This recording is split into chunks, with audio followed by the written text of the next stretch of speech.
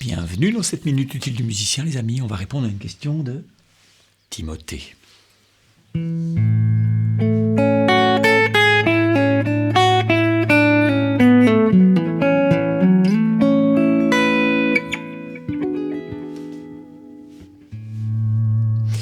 Timothée, une super question. Ça va me permettre de répondre. On me pose souvent cette question-là, ou vraiment adjacente. Question adjacente, est-ce que c'est bien français ? Je souhaite apprendre à faire de la guitare avec mon fils de 6 ans. Le programme que tu proposes m'a l'air super ludique. Je voudrais récupérer pour ça 2 guitares pour mon fils et moi. Que me conseilles-tu ? Merci à toi, Timothée. Alors, je lis à travers tes mots. Je souhaite apprendre à faire de la guitare avec mon fils de 6 ans. Comment dire ? Pour moi, c'est super casse-gueule pour plein de raisons.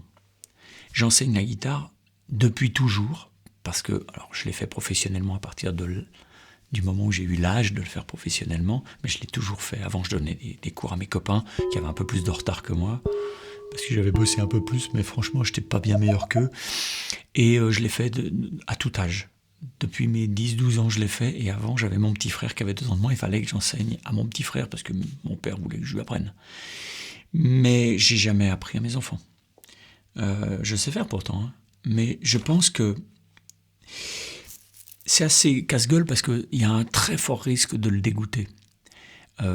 Si vous apprenez tous les deux, pourquoi pas ? Mais franchement, tu dis « je souhaite apprendre ». Et il faudrait que ce soit « nous souhaitons » parce que souvent un gamin de 6 ans, oui, il a envie de guitare comme ça, mais il ne se rend pas compte de ce que c'est que de travailler la musique. De se mettre il faut travailler pour obtenir des choses, tu vois le truc. La pédagogie musicale pour les enfants, c'est un truc très spécifique, excessivement spécifique. J'ai pu m'en rendre compte avec les milliers de cours que j'ai donnés en présentiel et Internet, mais je pense que mes cours sur Internet ne sont pas faits pour les enfants. Voilà, donc je vais peut-être te décevoir, je vais peut-être t'envoyer voir ailleurs d'autres pédagogues, mais je pense que mes cours, mes formations ne sont pas faites pour les enfants, ce sont des formations pour adultes, c'est-à-dire pour adultes consentants, pour adultes de gens qui ont décidé de s'y mettre. C'est pas magique. Il n'y a pas je prends la formation de Rousseau et alors je vais devenir un killer. C'est pas vrai en fait. C'est pas vrai. Tu prends la formation de Rousseau parce que tu es prêt à la prendre, parce que tu te dis je vais me retrousser les manches, je vais m'y mettre enfin. Après avoir zoné, après appris des trucs, tu vois. Et donc je pense que pour un enfant, c'est pas du tout adapté. Et je pense que pour un enfant, il n'y a pas beaucoup de méthodes qui sont adaptées, sauf celle du plaisir, de jouer. Ne rien apprendre, ne pas faire d'exercice, juste jouer. Jouer des trucs. Au clair de la lune, à la clairefontaine et machin, un petit rock, un riff, un machin. Tu te mets à la batterie, tu tapes sur des casseroles et vous jouez. Si c'est ça, ça marche. Si toi, tu lui mets trop de pression, on avait dit qu'on bossait à la guitare, hein, papa il a acheté une guitare, oui, ça marchera pas. Ça marchera pas parce que tu vas le dégoûter. Et pour moi, je le dis souvent, mais c'est une façon de provoquer un peu, et le chiffre n'est pas le bon. Mais pour moi, il y a 2 genres de guitaristes. Il y a les guitaristes qui arrêtent à 13 ans, et il y a des guitaristes qui commencent à 13 ans. C'est une métaphore, mais c'est une métaphore qui sert à provoquer quelque chose comme toutes les métaphores. Enfin, une métaphore, je ne sais pas si bien le mot, mais ça me semble hyper important.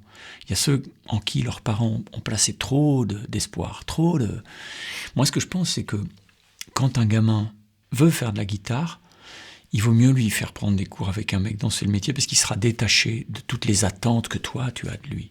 Tu comprends ? Mozart était totalement dingue parce que son père a placé trop d'attentes en lui. Alors c'est devenu Mozart. Mais à quel prix ? Michael Jackson, pareil.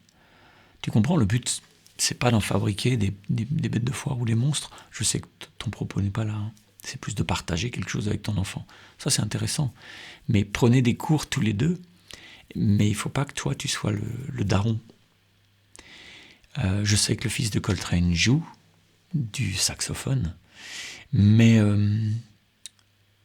moi, j'ai appris sur le tard que mon fils avait fait de la guitare, jouait de la guitare. Un jour, je l'ai découvert dans ma pièce, il jouait de la guitare. Je me dis, putain, tu joues de la guitare, toi ? Et plutôt pas mal, en plus, le petit con. Enfin, le grand con, maintenant.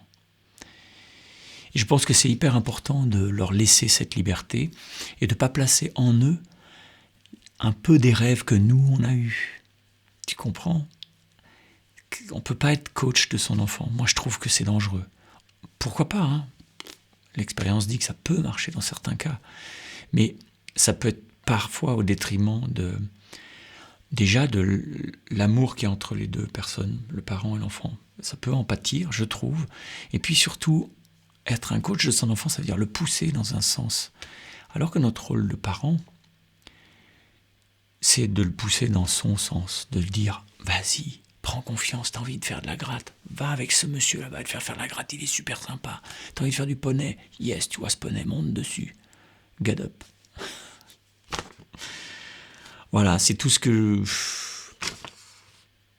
Faut pas que ce soit trop lourd à porter pour lui, quoi. C'est ça que je voulais dire.